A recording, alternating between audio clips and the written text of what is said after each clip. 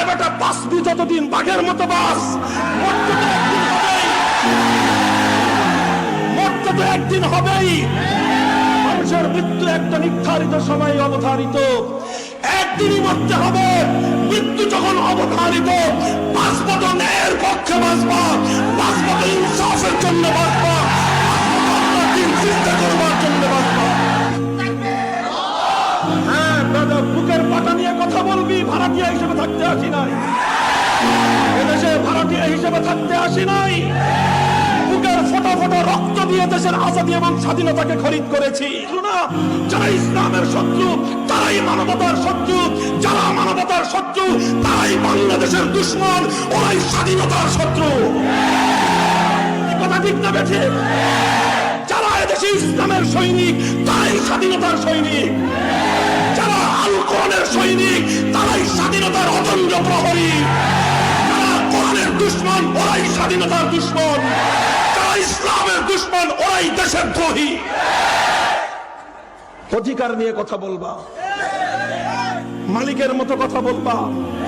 এই জমিনের মালিকানা আমাকে আল্লাহ দিয়েছেন, এটা কারো কাছ থেকে ইজারা সূত্রে পাই নাই, ভাড়াটিয়া হিসেবে থাকতে আসি নাই।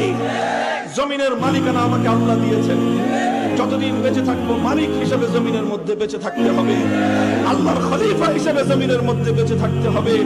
দুনিয়ার কোন মানুষের অনুগ্রহে আর কৃপার শিকার হয়ে দুনিয়াতে থাকবে। মুহতারাম হাজিরিন, এই বাংলাদেশের মাটিতে বসে স্বাধীনতা এবং ইসলাম একটাকে আরেকটা থেকে বিচ্ছিন্ন করবার কোনো সুযোগ নাই। স্বাধীনতা হয়েছিল জুলুম এবং বৈষম্যের অবসান ঘটাবার জন্য, আর জুলুম এবং বৈষম্যের অবসান ঘটাবার জন্য আল্লাহর জমিনে ইসলাম এসেছে। জুলুম এবং বৈষম্যের কবর রচনা করার জন্য কোরআন নাযিল হয়েছে। জুলুম এবং বৈষম্যকে হটাবার জন্য আল্লাহর পয়গম্বর দুনিয়াতে আগমন করেছেন। যদি আমার কাছে দলিল জানতে চাও, কোরআনের সূরাতুল হাদীদ খুলো, সূরা হাদীদ খুলো, মারিফুল কোরআন তালাশ করো। উলামায়ে কেরাম কি লিখেছেন? লাকাদ আরসালনা রুসুলানা বিল বাইয়িনাত ওয়া আনজালনা মাআহুমুল কিতাবা ওয়াল মিজান লিয়াকুমান নাসু বিল কিসতি। সমস্ত পয়গম্বর দুনিয়াতে আগমন করেছেন দুনিয়াকে জুলুম এবং বৈষম্য মুক্ত ইনসাফের দুনিয়া কায়েম করবার জন্য।